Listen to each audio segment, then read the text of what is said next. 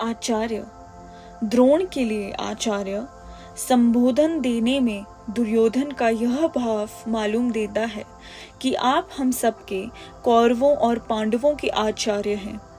शस्त्र विद्या सिखाने वाले होने से आप सबके गुरु हैं।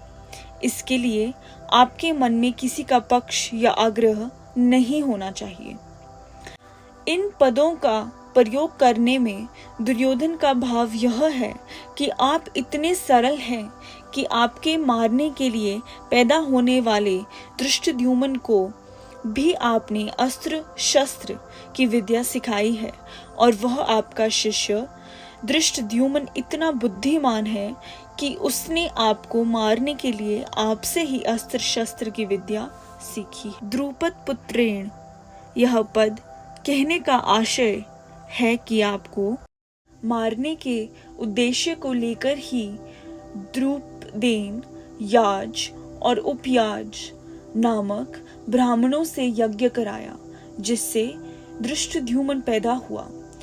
वही यह द्रुपद पुत्र धृष्टद्युम्न आपके सामने सेनापति के रूप में खड़ा है।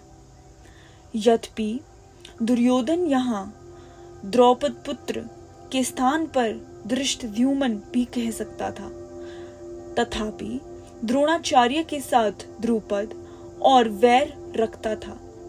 वह वैर भाव को याद दिलाने के लिए दुर्योधन यहाँ द्रुपद पुत्रेण शब्द का प्रयोग करता है कि अब वैर निकालने की इच्छा का मौका है। द्रौपद पुत्र के द्वारा पांडवों की इस व्यूहाकार खड़ी हुई बड़ी भारी सेना को देखिए। तात्पर्य है कि जिन पांडवों पर आप स्नेह रखते हैं, उन्हीं पांडवों ने आपके पितृपक्ष में खास आपको मारने वाले द्रौपद पुत्र को सेनापति बनाकर व्यूह रचना करने का अधिकार दिया है। अगर पांडव आपसे स्नेह रखते तो कम से कम आपको मारने वाले को तो अपनी सेना का मुख्य सेनापति नहीं बनाते, इतना अधिकार तो नहीं देते, परंतु सब कुछ जानते हुए भी उन्होंने उसी को सेनापति बनाया था। यद्यपि कौरवों की अपेक्षा पांडवों की सेना संख्या में कम थी, अर्थात कौरवों की सेना 11 अक्षौहिणी और पांडवों की सेना 7 अक्षौहिणी थी, तथापि दुर्योधन पांडवों की सेना को बड़ी भारी बता रहा था। पांडवों की सेना को बड़ी भारी कहने में दो भाव मालूम देते हैं।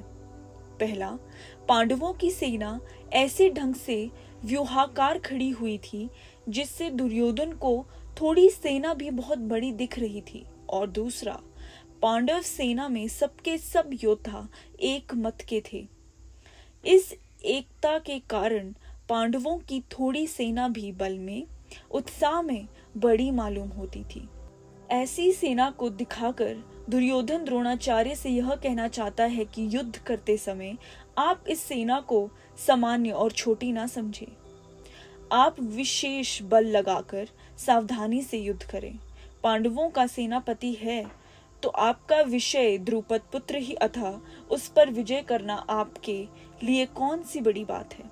अंता पश्य कहने का तात्पर्य है कि यह पांडव सेना युद्ध के लिए तैयार होकर सामने खड़ी है, अतः हम लोग इस सेना पर किसी तरह से विजय कर सकते हैं।